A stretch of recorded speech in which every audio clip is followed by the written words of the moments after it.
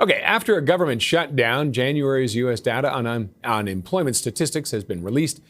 The unemployment rate, 4.3%. The estimate was 4.4%. Joining us now is Alex Grassino, Global Chief Economist at Manulife Wealth and Asset Management. Alex, thanks as always for joining us. The numbers just dropping today. I guess that first number, we'll get your thoughts on that. The unemployment rate slightly lower than estimates. Yeah, thanks for having me on. The numbers today are very clearly stronger than a lot of people expected. I think the bottom line here is really that it certainly puts to bed the idea that the Fed's in any rush to ease rates at some point soon. Overall, when you look at it, the headline figure comfortably beat, effectively doubling consensus, going up 130K versus 65.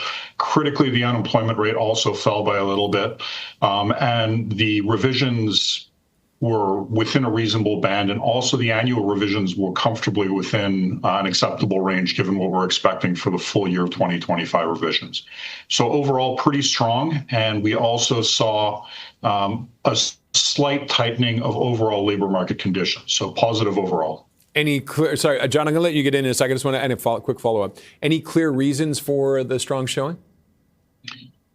No, this is very much a surprise. I think the high end of the consensus or the range of estimates was somewhere around 100K, so at 130,000, you're above even that. I'd been concerned that the month was going to be distorted by just weather-related factors, and January tends to be a bit of a messy month. So overall, positive. There's not a lot to see here that I see as being negative just yet. Okay, John, you want to join in?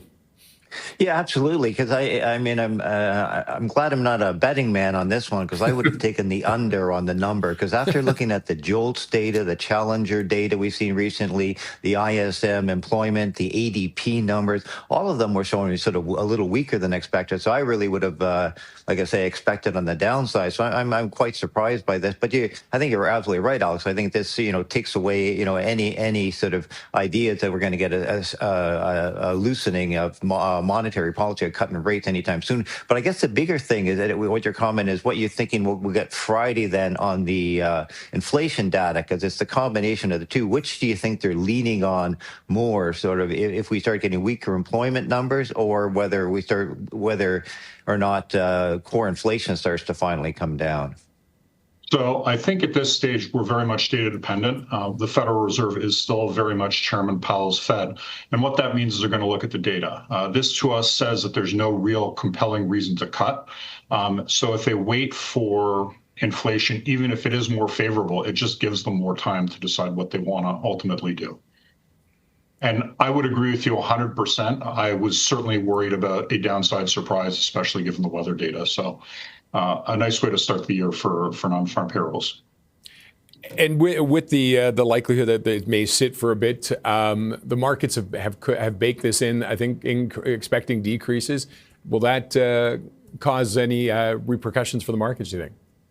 I don't think so, because when you look at the Fed's path over the course of 2026, the real inflection point comes when Kevin Warsh is nominated and likely approved as chairman of the Federal Reserve.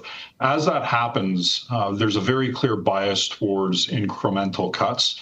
So we do still think we get that. It looks like it's increasingly likely that it's more in the back half of the year, though. John, you want to?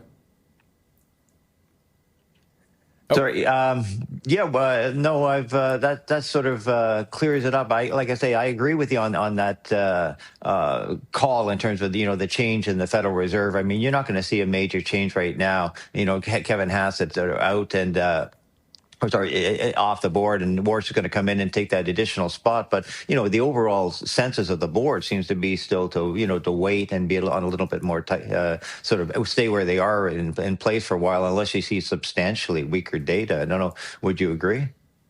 I think so, but I think one of the jobs that Kevin Warsh will have as he comes in is to effectively convince the other members of the FOMC that higher productivity is in fact the order of the day, and that with cooling inflation, you can actually afford to start easing up on interest rates a little bit more.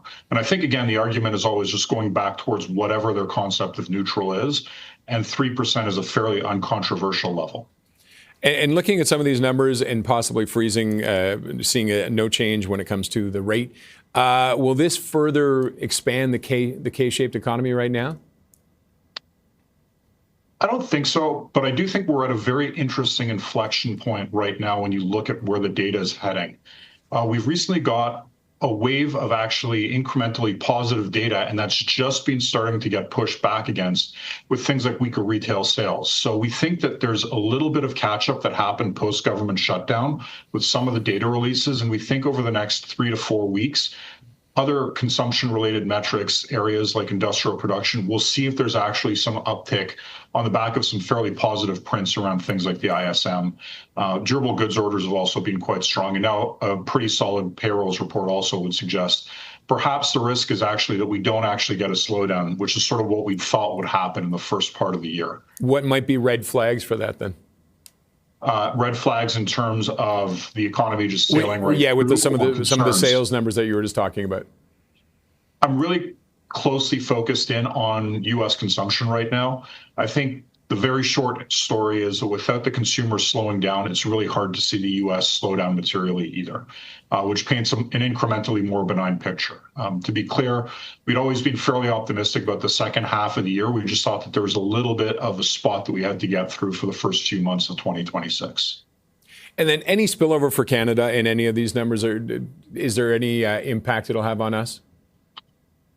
I think incrementally, probably not at the margin. I think it does signal that the United States is strong, which usually means Canada is in a good spot. But Canada is certainly on the process of plotting its own path at this stage. We do think Canada still has modest growth this year, clearly with risks around what happens with USMCA.